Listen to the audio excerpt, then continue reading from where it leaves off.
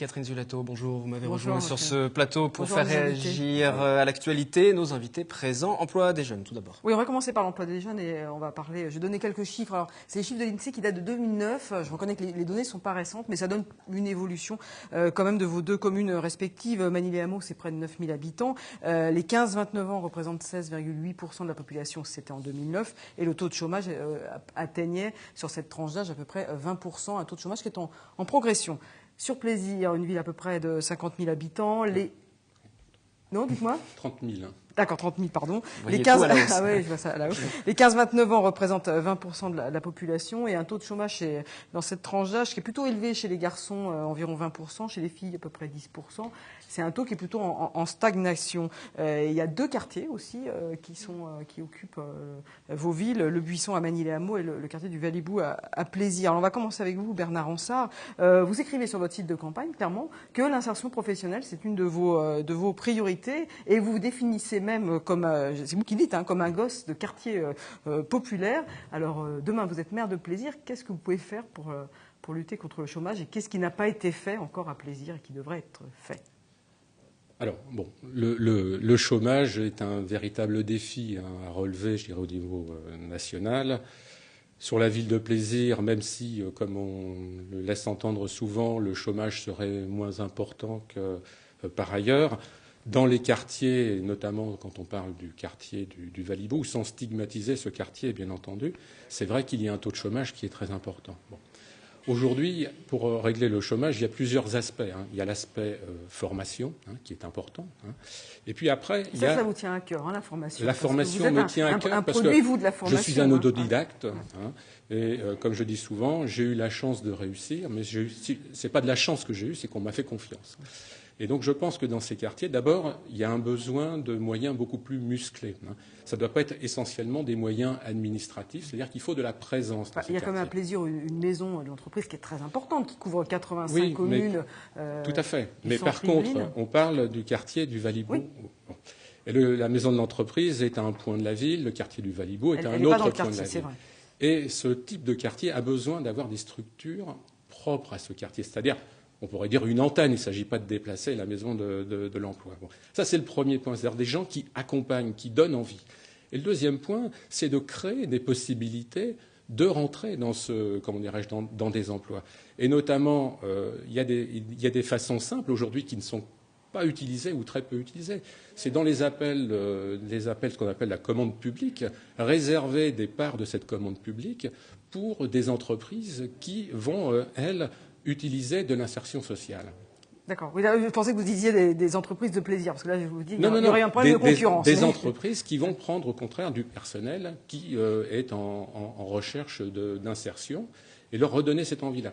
Le deuxième point qui existe aussi, la gauche a mis en place ce qu'on appelle les contrats d'avenir et les contrats de génération, qui sont critiqués forcément par nos... Non, pas forcément. Ils sont critiqués parce que justement, ça ne permet pas de résoudre le chômage de masse des jeunes. Aurore Berger à Manille-les-Hameaux, justement, il y a eu 5 contrats d'avenir qui ont été signés en décembre 2012. C'est quoi? C'est pas satisfaisant? C'est pas intéressant? Le problème des emplois d'avenir, c'est la manière dont ils sont financés. Ils sont financés sur une durée courte. C'est comme les emplois jeunes. Donc, qu'est-ce qu'il adviendra de ces jeunes une fois que leur contrat arrivera à échéance? Quelle formation auront-ils reçu? Ils ont un contrat, mais qui est un contrat à durée déterminée. Qu'est-ce qu'on en fait après, dans quelques années, quand le contrat vient à échéance, quand l'État n'aide plus? Comment on fait? Sachant qu'on le sait aussi, excusez-moi, c'est que les dotations aux communes ont été largement baissées par la gauche. 750 millions d'euros en moins pour les collectivités locales par le gouvernement socialiste. Donc les communes ont de moins en moins de moyens et on leur demande aujourd'hui de prendre des jeunes via des emplois qui sont des emplois précaires. Le sujet pour moi, il n'est pas là sur l'emploi des jeunes. Les emplois d'État, c'est pas la bonne solution. Je ne pense pas. Je pense que c'est quelque chose à court terme. Je pense que ça ne résout pas la question de l'emploi des jeunes, qui pour moi, la vraie question, c'est de leur donner des perspectives. Il y a la question de l'échec scolaire qui doit intervenir en amont, la question de l'apprentissage. Quand on voit que le Parti socialiste est revenu sur la possibilité d'avoir de l'apprentissage à partir de 14 ans, alors que c'est un moyen justement d'insérer les jeunes dans le monde professionnel, je pense qu'on ne va pas dans le bon sens. On va revenir sur Manille. C'est ce qui nous oppose de toute façon. Aujourd'hui, la mairie de Plaisir n'a n'a pris aucun contrat d'avenir, par exemple, n'a plus de contrat aidé, diminue le nombre d'apprentis, et donc de la part d'une municipalité qui doit participer à un besoin, je dirais, général, pour moi, ce n'est pas satisfaisant. Et donc, de fait... Donc, on met le paquet sur le quartier du Valibou et on utilise les dispositifs étatiques qui existent. Voilà. Et moi, je suis vraiment pas d'accord avec cette notion de dire que mettre les gens dans un emploi pour 3 ans en CDD, ce n'est pas une bonne chose. C'est une façon de remettre les gens dans le système du marché. À la situation c'est ce qui nous à Magny-les-Hameaux. Roberger, donc j'ai dit, c'est en décembre 2012, il y a eu 5 créations d'emplois d'avenir sur Magny-les-Hameaux. Il y a eu aussi 2 mois auparavant 2 postes en contrat unique d'insertion. Pour vous, c'est pas suffisant. Et quel regard vous portez sur ce quartier du Buisson, qui est excentré en plus du centre? Il y a plusieurs sujets, c'est-à-dire que malheureusement, on a fait un quartier où on a concentré des difficultés et on n'apporte pas de solutions concrètes et on n'apporte pas de perspectives d'avenir. Moi, quand je discute aux jeunes, avec les jeunes, on ne leur propose rien. On ne leur propose pas d'activité sur la commune. Social. Rien. Et alors? Qui fait des ateliers d'accompagnement. Qui fréquente ce centre social. On a un café culture qui s'appelle l'Estaminet, qui est largement financé par la communauté d'agglomération de Saint-Quentin, largement financé par la commune, qui est ouvert à des heures qui sont très strictes, qui n'est pas ouvert librement à la population. Typiquement, si on veut à un moment faire de l'insertion, si on veut donner des perspectives d'avenir, il faut avoir des vrais médiateurs, des gens qui sont formés, des gens qui peuvent montrer qu'eux ont réussi, qu'ils viennent de ces quartiers, qu'ils ont réussi par le travail, par les études, par leur formation, peut-être en étant autodidacte, mais en tout cas par le travail, qu'ils ont réussi à s'en sortir et que c'est possible. Leur donner des exemples et des bons exemples. Et ensuite faire de la vraie insertion professionnelle. Moi, il y a une initiative que j'ai envie, par exemple, de mettre en œuvre. C'est une initiative d'une association qui s'appelle Un stage et après, qui donne des perspectives aux jeunes, notamment, qui sont en classe de 3e, pour leur apprendre des métiers, pour leur expliquer ce qu'ils peuvent faire. Les stages en entreprise pour les 3e, ça existe déjà. Non, mais les stages en entreprise existent déjà, sauf que la commune, est-ce qu'elle les aide? Si vous n'avez pas les bons réseaux pour faire les bons stages, comment vous faites pour trouver aujourd'hui un stage en entreprise pour une semaine? Là, c'est une initiative qui existe par exemple à Nanterre, qui est une ville qui a d'autres problèmes et bien plus importants que ceux que l'on peut avoir à Magny, mais qui permet de montrer aux jeunes qu'ils ont une palette devant eux de choix. Aujourd'hui, les jeunes ont l'impression qu'ils n'ont pas le choix. Donc vous prenez les jeunes assez tôt, en fait. Mais évidemment qu'il faut les prendre tôt. Moi, si je voudrais prendre un petit peu la parole. Alors ça va être en 10 secondes si on va aborder le dernier sujet. Il y a un sujet sur lequel moi je me battrais, par exemple, c'est sur le développement de l'économie sociale et solidaire. Parce que c'est une façon de créer de l'emploi local avec des gens qui n'ont pas forcément besoin d'une grande qualification et qui peut leur donner derrière l'envie de devenir auto-entrepreneurs ou de créer leur petite entreprise. Auto-entrepreneurs, en même temps, vos amis socialistes sont en train de remettre en cause. Non, ne remettez pas en cause, ne mélangeons pas tout. Je ne pense pas que ce soit le débat aujourd'hui. Non, les auto-entrepreneurs. Justement, le débat, on va le poursuivre sur un autre sujet d'actualité. Juste pour conclure, dernier sujet pour vous faire réagir, ce sera très brièvement, celui du mariage pour tous. La loi est votée. Pourtant, certains élus continuent à dire qu'ils ne voudront pas célébrer ces mariages. Par exemple, avec Mathieu Colombani, il est élu de la majorité à Montigny-le-Bretonneux, délégué général du Parti chrétien-démocrate. Un portrait signé Sophie Val. Tu sais, HK et les Saltimbanques, tu sais qui c'est? C'est un groupe proche du Front de gauche. La chanson « On ne lâche rien ». C'est eux. C'est eux. Donc eux, je vais leur laisser. Parce qu'on leur doit quand même quelque chose. Il n'a pas peur du grand écart. Mathieu Colombani, en militant fair-play, le reconnaît. Les slogans anti-mariage pour tous lui viennent souvent des activistes de gauche. Parfait, super. Comme la plupart des opposants à la loi Taubira, il n'avait jamais manifesté avant, jamais chanté de « ta loi, on n'en veut pas ». Pourtant, Mathieu Colombani est engagé, et depuis longtemps. Depuis le 1er décembre, il est même délégué général du Parti chrétien-démocrate. Une belle promotion pour ce militant de la première heure. Alors les membres du parti, c'est comme une deuxième famille. Puis on vit les mêmes choses, les mêmes élans du cœur, les mêmes espoirs, les mêmes déceptions. Donc oui, il se crée un lien particulier, effectivement. La politique, il est tombé dedans quand il était petit. À 10 ans, visite à l'Assemblée nationale, il réalise qu'il se destine à ce monde-là. Collaborateur parlementaire à l'Assemblée auprès de Jean-Frédéric Poisson dès 2007, mais aussi membre du Forum des Républicains Sociaux, le parti fondateur de l'UMP, et même impliqué contre le Pacs, 10 ans auparavant aux côtés de Christine Boutin. Aujourd'hui, il cumule les casquettes. L'élu à Montigny-le-Bretonneux est aussi devenu le responsable de la Manif pour tous à Saint-Quentin en Yvelines. J'aime pas parler d'ambition politique. Mon ambition, c'est de changer la société dans laquelle on vit. Parce que je ne veux plus de cette société.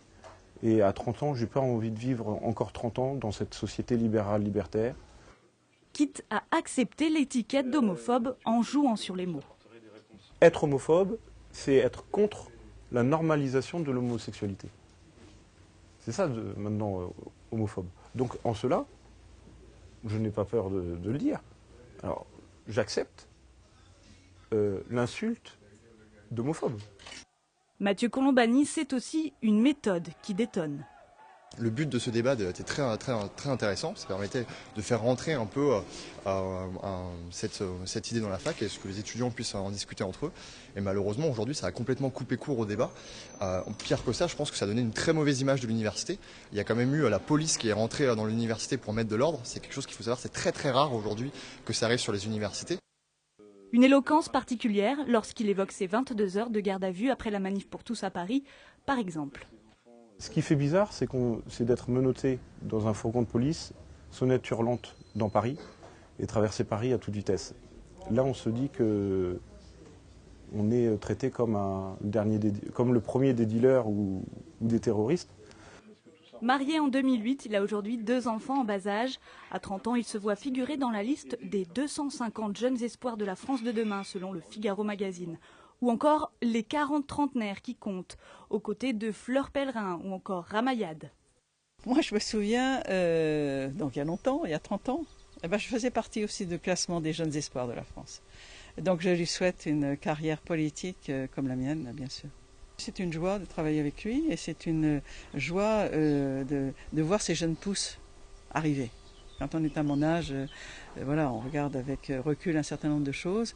Et ce qui est magnifique, c'est que voilà, les jeunes générations arrivent. Et je n'y croyais pas.